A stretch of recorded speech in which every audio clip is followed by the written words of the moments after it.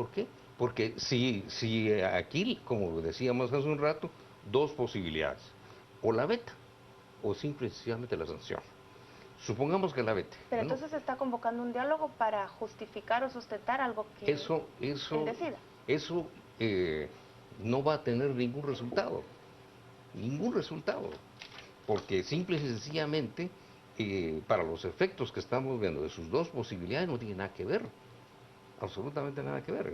Imagínense que, como se mencionó incluso algunos intelectuales, comentaristas, políticos, etcétera, eh, a quienes les tengo mucho respeto, se les mencionó como que van a participar en ese diálogo. Y yo no sé si es cierto o no es cierto, lo dudo un poco, pero en fin, en todo caso, lo que digan ellos no influye en nada. Depende, porque si lo veta, Bueno, lo vete el Congreso, perfectamente puede hacer lo que hizo ya una vez. Ahora, ¿qué sienten ustedes cuando el presidente utiliza la palabra recapacitar? Cuando llama a los magistrados del Tribunal Sí, Supremo eso no lo Electoral sabía. a recapacitar sobre las reformas Sí, pues. y a A decir que nosotros. el diálogo es necesario porque él va a ser la persona que va a tener que prácticamente sancionar esta legislación y él es el que va a correr con la responsabilidad de lo que Sí, ahí pues. emane. ¿Qué Sí, piensa, pues. licenciada, Pues sobre mire, esto? yo no sabía que nos había hecho, digamos, esa mención, digamos, o ese llamado a recapacitar. Nosotros, digamos, hoy en la mañana que dimos la conferencia de prensa que publicamos el comunicado, no es en ninguna forma algo que se ha hecho sin recapacitar o sin meditar. Realmente para nosotros fue un trabajo serio el que hicimos de las reformas. En primer lugar, como les decía, tomamos reformas de larga data que tenían diferentes grupos y tanques de pensamiento. En segundo lugar, nos dedicamos más o menos un periodo como de 3 semanas, tanto magistrados titulares como suplentes, de tiempo completo a trabajarlas. Contábamos también con el expertise, con la experiencia del magistrado Solórzano. O sea, y nosotros no creemos en ningún momento que sean unas reformas apresuradas o sin recapacitar. Pensamos que sí son unas reformas que merecen que sean, digamos, sancionadas. y si, insisto en este punto, si el presidente finalmente lo que decide es hacer un veto sustentado, fundamentado, ¿cuál va a ser el procedimiento? ¿Regresa al Congreso y qué puede pasar? Ahí lo que tendría que hacerse es prácticamente presentarlas nuevamente, ¿verdad? Sería el camino.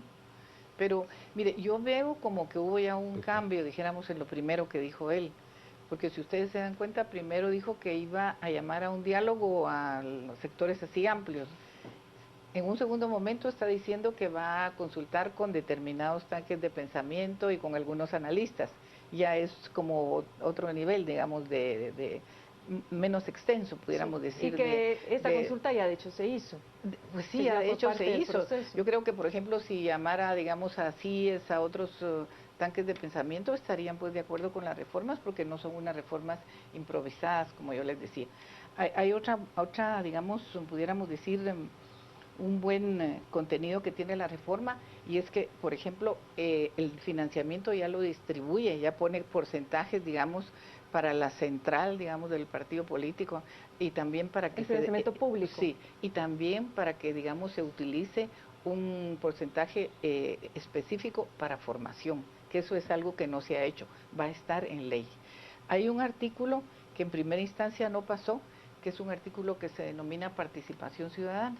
Al final se rescató en el fondo de revisión que le dicen, y este artículo es muy importante porque nosotros, por ley, nos corresponde la formación cívico-política de la población.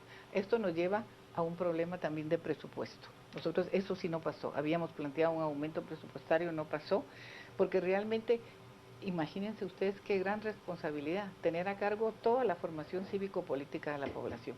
Y es en ese sentido que se pensó en este artículo que les digo de participación ciudadana. Y hablando de esa formación y participación cívico-política, ¿ustedes creen realmente que los ciudadanos están plenamente informados del contenido de estas reformas? Porque solamente quien pueda conocer el fondo podría tener una opinión lo suficientemente razonable a favor o en contra de ellas.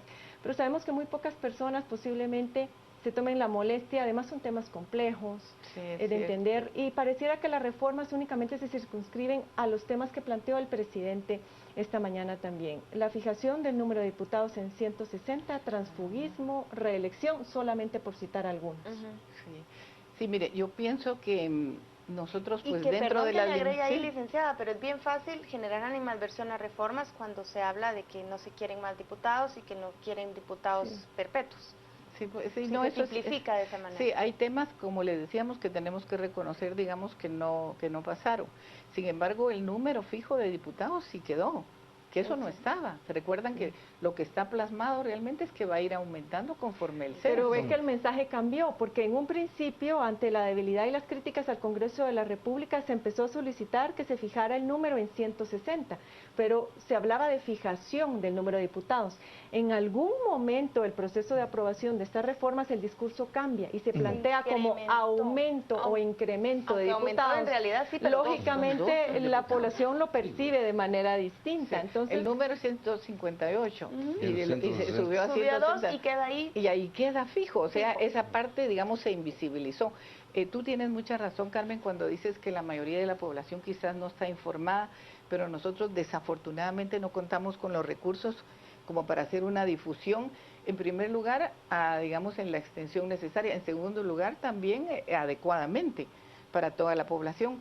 Sin embargo, sí creemos que estuvieron participando y están apoyando las reformas numerosas organizaciones, y estas organizaciones, como es natural, tienen sus referentes a nivel local.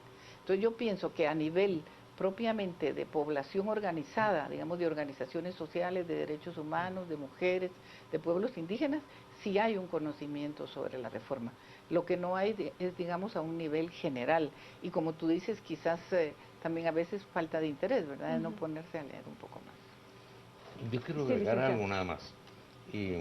Efectivamente, el conocimiento de este tipo de normas tiene esa característica. Ahora bien, si dentro de los abogados hay 2 abogados y hay 3 opiniones, se pueden ustedes imaginar qué sucede dentro de la población, máxime cuando no manejan con precisión este tipo de categorías. Sí. Eso es muy difícil. Y digo muy difícil porque se requiere una formación determinada para poderlo interpretar. Entender. Y hay otra cosa, en la famosa discusión que ahora pues no se ha planteado con mucha agilez, de que qué es lo que hay detrás de una ley como esta. Entonces todo el mundo se va por la cuestión jurídica, no es que es un instrumento jurídico, sin tener en cuenta que la verdad es de que detrás de ello hay una concepción ideológica, filosófica, política. Lo que es la ley es el instrumento, la forma, pero no es lo otro. ¿Y usted cree, licenciado, que si volvemos a hablar sobre el caso hipotético de que la ley fuera vetada, sí, esas mismas organizaciones, esas mismas agrupaciones, tanques de pensamiento que participaron en su momento, y un momento que no se circunscribe únicamente a las jornadas cívicas de la plaza, sino que venía de mucho antes, ¿tendrán nuevamente esa voluntad de volver a discutir sobre lo ya discutido? Mire, yo pienso que probablemente están firmes en su deseo de lograr la reforma. Sin embargo, hay un tema muy delicado, y es el hecho que si mientras más se atrase, digamos, la emisión de una nueva normativa, a nosotros se nos hace mucho más difícil el panorama. Claro. Dense cuenta, cuando nosotros llegamos, tuvimos un amplio periodo en el cual tuvimos que estar combatiendo la campaña electoral anticipada. De ahí nos sumergimos en el proceso electoral. Ahora, si llegara a sancionarse tal y como debería ser en el corto tiempo, tenemos 90 días para emitir el reglamento general. Después, por ejemplo, auditoría debe emitir su propia normativa, el registro debe emitir su propia normativa. Hay que crear 2 dependencias, una de fiscalización de lo financiero y una de medios de comunicación. O sea, todo el voto en el extranjero. Claro. Eso incluso nos va a llevar grandes discusiones. De hecho, y todo. Ya los diálogos parece que ustedes ya los han iniciado en algunos foros públicos, en universidades. Pero fíjese, dése cuenta todo lo que hay que hacer. Además, ahora la convocatoria va a ser en enero. O sea, prácticamente empezaríamos a trabajar con mucho tiempo más de anticipación.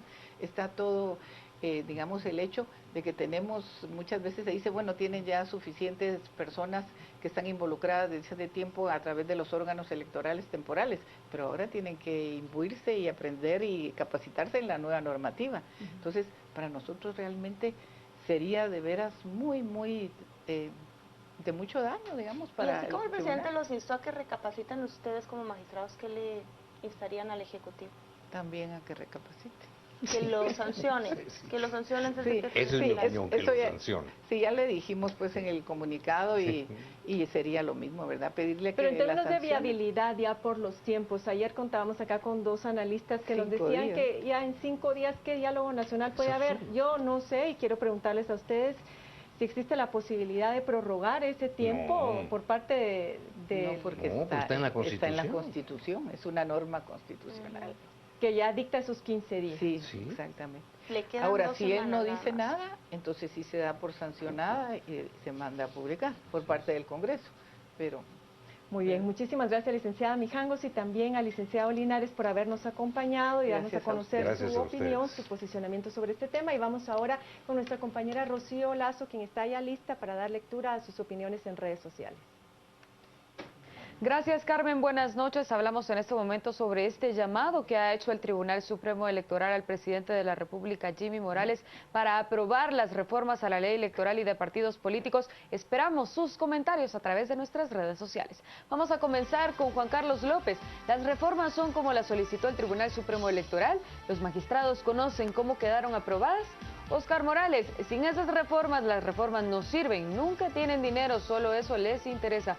Raúl comenta, estos cambios son útiles, pero eminentemente administrativos. El sistema electoral permanece intacto, perverso y nefasto. Abogada Chapina, reformas interesadas y condicionadas. Hibernación no, pasan a gastar su plata por voto obtenido, eso nos dice Carlos Alvarado.